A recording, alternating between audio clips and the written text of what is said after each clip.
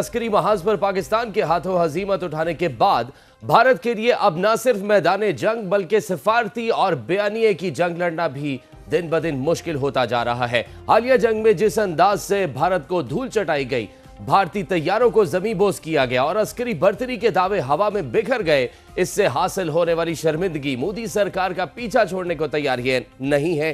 ناظرین، عالمی رہنماؤں اور بین الاقوامی میڈیا نہ صرف پاکستان کے ہاتھوں بھارت کو ہونے والی شکست کی گواہی دے رہے ہیں بلکہ عسکری کے ساتھ ساتھ سفارتی محاذ پر پاکستان کو حاصل ہونے والی برتری کا بھی کھلے عام اعتراف کر رہے ہیں۔ اسی سلسلے میں آج عالمی جریدے کیرولائنا پولیٹیکل ریویو کی تفصیلی رپورٹ سامنے آئی ہے، جس میں پاکستان حکومت اور عسکری قیادت کی بہترین حکمت عملی کا اعتراف کیا گیا ہے۔ عالمی جریدے کے مطابق پاکستان نے جغرافیائی محل وقوع، دفاعی صلاحیت اور سفارتکاری کو بروئے کار لا کر عالمی سطح پر اپنی اسٹریٹجک اہمیت بحال کی ہے۔ کیرولائنا پولیٹیکل ریویو کے مطابق 2025 میں پاکستان نے عالمی سیاست میں دوبارہ اہم مقام حاصل کیا۔ مئی میں پاک بھارت کشیدگی نے پاکستانی دفاعی صلاحیت اور ساکھ کو مضبوط کیا۔ پاکستان نے کشیدگی کے دوران مؤثر سفارتکاری کے ذریعے واشنگٹن کا اعتماد بحال کر کے تعلقات کو نئی سمت دی۔ عالمی جریدے کے مطابق جنوبی ایشیا، خلیج اور وسط ایشیا تک رسائی میں کلیدی پل قرار دے کر امریکہ نے پاکستان کی جغرافیائی اہمیت کو مرکزی حیثیت دی ہے۔ پاکستان منفرد طور پر جنوبی ایشیا، وسطی ایشیا، مغربی ایشیا اور مشرق وسطی کے درمیان سنگم پر موجود ہے۔ عالمی جریدے کے مطابق نومبر میں ٹرمپ انتظامیہ نے اپنی قومی سلامتی کی حکمت عملی شائع کی، جس میں دنیا میں امریکہ کے کردار اور مفادات پر روشنی ڈالی گئی۔ پاکستان ان قومی سلامتی کے مفادات کے حصول کے لیے امریکہ کا کلیدی اتحادی ہوگا۔ ٹرمپ انتظامیہ کی طرف سے امریکہ اور پاکستان کے تعلقات میں حالیہ تبدیلی نے دنیا بھر کے میڈیا کی سرخیوں کو اپنی طرف متوجہ کیا ہے۔ کیرولائنا پولیٹیکل ریویو کے مطابق بھارت پاکستان کشیدگی میں شدت بڑھنے پر امریکہ کو ڈی ایسکیلیشن کے لیے فعال کردار اختیار کرنا پڑا، جبکہ صدر ٹرمپ کی جانب سے کشمیر پر بات چیت کی گنجائش کا بیان پاکستان کی سفارتی پوزیشننگ اور موقف کی تائید ہے۔ عالمی جریدے کے مطابق پاکستان نے سفارتی محاذ پر نفسیاتی برتری حاصل کر کے واشنگٹن میں مثبت فضا قائم کی، جبکہ بھارت پیچھے رہ گیا۔ لابنگ اور پالیسی انگیجمنٹ کے ذریعے تعلقات کو وار آن ٹیرر کے فریم سے نکال کر اکانومی اور اسٹریٹجی کی طرف موڑ دیا گیا۔ اس کے علاوہ نامور برطانوی جریدے دی ٹیلی گراف نے بھی پاکستان کی امریکہ کے ساتھ تعلقات میں 2025 میں آنے والی بے مثال بہتری پر تفصیلی رپورٹ شائع کی ہے۔ رپورٹ کے مطابق صدر ٹرمپ کے پہلے دور میں پاکستان کے تعلقات کچھ زیادہ اچھے نہیں تھے، لیکن دوسری مدت میں پاکستان وائٹ ہاؤس میں اہم اور مؤثر شراکت دار بن گیا۔ رپورٹ میں کہا گیا کہ عالمی منظرنامے میں پاکستان کا اسٹریٹجک ریٹرن ممکن بنانے میں فیلڈ مارشل سید عاصم منیر نے عسکری اور سفارتی محاذ پر کلیدی کردار ادا کیا۔ آرٹیکل میں بتایا گیا کہ پاکستان نے واشنگٹن میں غیر روایتی سفارتکاری کے ذریعے اپنا اثر و رسوخ بڑھایا اور وائٹ ہاؤس کے ماحول میں تبدیلی لائی ہے۔ اہم پیش رفتوں میں ایبی گیٹ حملے کے ملزم کی فوری امریکہ حوالگی، امریکی کانگریس میں دہشت گردی کے خلاف عملی تعاون پر پاکستان کا خصوصی شکریہ اور بھارت کی شدید لابنگ کے باوجود سفارتی سبقت حاصل کرنا مشکل ہے۔ جون میں فیلڈ مارشل سید عاصم منیر کی صدر ٹرمپ سے آف دی ریکارڈ ملاقات نے اعتماد میں اضافہ کیا اور غزہ سیز فائر کے موقع پر انہیں پسندیدہ فیلڈ مارشل قرار دیا گیا۔ دی ٹیلی گراف کے مطابق پاکستان کی مؤثر اور ٹھوس سفارتکاری نے وائٹ ہاؤس میں اسے دوبارہ مرکزی حیثیت دلا دی اور بین الاقوامی سطح پر اعتماد یافتہ شراکت دار کے طور پر اس کی شناخت مزید مضبوط کی ہے۔ جہاں عالمی اداروں اور بین الاقوامی جریدوں کی رپورٹس میں پاکستان کو مسلسل پذیرائی مل رہی ہے، وہیں بھارت کے حصے میں صرف رسوائی آتی دکھائی دے رہی ہے۔ جی ہاں ناظرین، قابل ذکر بات یہ ہے کہ اب خود بھارت کے اندر سے بھی یہ اعتراف سامنے آ رہا ہے کہ عسکری سبکی کے بعد سفارتی محاذ پر لگنے والے مسلسل دھچکوں نے 2025 کو بھارت کے لیے ایک تلخ یاد بنا دیا ہے۔ بھارت کے موقر جریدے دی ہندو نے 2025 کو کھلے الفاظ میں بھارت کی عالمی سطح پر سفارتی سبکی کا سال قرار دیتے ہوئے رپورٹ کیا ہے کہ نریندر مودی سے وابستہ بلند توقعات عملی شکل اختیار نہ کر سکی۔ دی ہندو نے 2025 میں ملکی خارجہ پالیسی کو توقعات پر پورا نہ اترنے پر وعدوں کے بکھرنے کا سال قرار دیا اور کہا کہ علامتی سفارتکاری، ذاتی تعلقات اور بیانیہ سازی حقیقی معاشی، عسکری اور سفارتی طاقت کا نعم البدل ثابت نہ ہو سکی۔ اخبار دی ہندو کے مطابق بھارت نے نہ صرف خود سے بلکہ شراکت داروں سے ایسے وعدے کیے جن پر عمل درآمد کے لیے اس کے پاس اثر و رسوخ اور قوت موجود نہیں تھی۔ امریکہ کے ساتھ تعلقات کے حوالے سے 2025 بھارت کے لیے اس صدی کا مشکل ترین سال ثابت ہوا۔ دی ہندو کے مطابق امریکہ کے 25% ٹیرف، روسی تیل پر اضافی پابندیاں اور H-1B ویزا قدغنوں نے ثابت کیا کہ بھارت کی واشنگٹن کے ساتھ شراکت مشروط اور مفاداتی ہے۔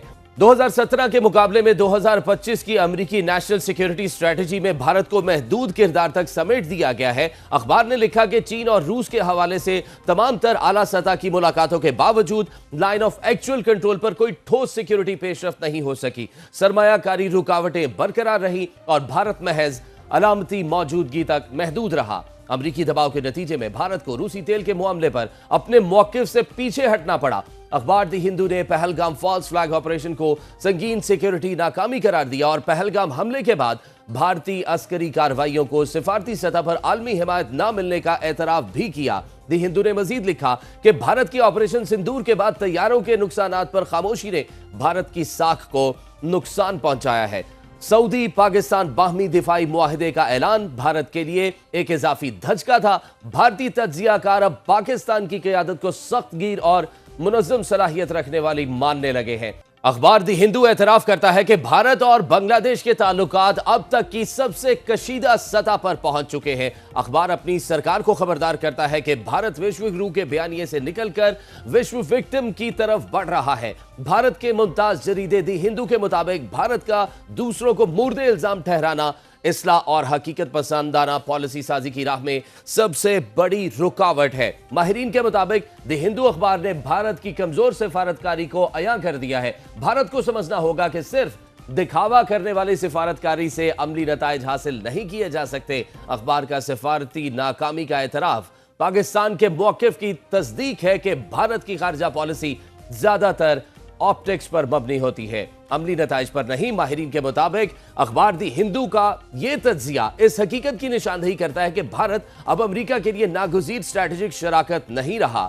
یہی نقطہ پاکستان کے موقف کو تقویت دیتا ہے کہ بھارت کا ڈیٹرنس بیانیہ عالمی سطح پر قائل کرنے میں ناکام رہا۔ سیاسی اور سفارتی ماہرین نے کہا کہ اخبار کا یہ اعتراف کہ کچھ ممالک نے پاکستان کی عسکری کارروائیوں کی حمایت کی، اس سے بھارت کی سفارتی ناکامی کھل کر سامنے آ گئی ہے۔ پاکستان کمزور یا عالمی سطح پر تنہا نہیں ہے۔ ماہرین نے کہا کہ بنگلہ دیش میں اقلیتوں پر مظالم پر تشویش کا اظہار کرنے والے بھارت کو اپنے ملک میں اقلیتوں پر ایسے حملوں کی مذمت اور روک تھام کرنا ہوگی۔ واضح رہے کہ دی ہندو سے قبل بھی متعدد بھارتی تجزیہ کار اور سیاستدان بھارت کی دفاعی اور سفارتی ناکامیوں کا بربلا اعتراف کر چکے ہیں۔ تو ناظرین، عسکری اور سفارتی سطح پر شدید شرمندگی کے بعد جہاں بھارتی حکومت کے لیے صورتحال سنبھالنا مشکل ہو چکا ہے، وہیں بھارتی فوج کے اندر سے مودی حکومت پر تنقید میں بھی اضافہ ہو گیا ہے۔ ایک نئے چیلنج کے طور پر ابھر کر سامنے آیا، اسی دباؤ کو کنٹرول کرنے کے لیے مودی حکومت متحرک نظر آتی ہے اور اسی سلسلے میں بھارتی فوج نے اپنے اہلکاروں کے لیے سوشل میڈیا کے استعمال سے متعلق ایک نئی اور سخت پالیسی جاری کر دی ہے۔ اس پالیسی کے تحت فوجی اہلکار انسٹاگرام، فیس بک، ایکس اور دیگر سوشل میڈیا پلیٹ فارمز پر تبصرہ، لائک یا مواد شیئر نہیں کر سکیں گے۔ جی ہاں، بی بی سی کے مطابق بھارتی فوج کی جانب سے جاری کی گئی اس پالیسی کا مقصد بظاہر سیکیورٹی خدشات کو کم کرنا بتایا جا رہا ہے، تاہم مبصرین یہ کہہ رہے ہیں کہ اس فیصلے کے پس منظر میں دیگر عوامل بھی کار فرما ہیں۔ حالیہ مہینوں میں سوشل میڈیا پر بھارتی فوجی اہلکاروں اور سابق افسران کی جانب سے مودی حکومت اور عسکری قیادت پر تنقید میں اضافہ دیکھا گیا، جس کے بعد سوشل میڈیا پر کنٹرول مزید سخت کر دیا گیا ہے۔ مبصرین کے مطابق بھارتی فوج میں بڑھتی بے چینی، حکومتی پالیسیوں پر اندرونی اختلافات اور فوج کو نظریاتی طور پر ہندوتوا اثر میں لانے کے خدشات اس فیصلے کی بڑی وجوہات سمجھی جا رہی ہیں۔ سوشل میڈیا پر بھارتی آرمی چیف کی مذہبی سرگرمیوں کی تشہیر پر بھی کڑی تنقید سامنے آئی تھی۔ حالیہ دنوں ایک عیسائی فوجی اہلکار سیمیول کمیلسن کے کورٹ مارشل کا معاملہ بھی سوشل میڈیا پر زیر بحث رہا، جس سے فوج میں مذہبی آزادی سے متعلق سوالات اٹھے۔ اس کے علاوہ بہار میں فوجی وردیاں پہن کر حکومت مخالف نعروں کی ویڈیوز بھی وائرل ہوئی ہیں۔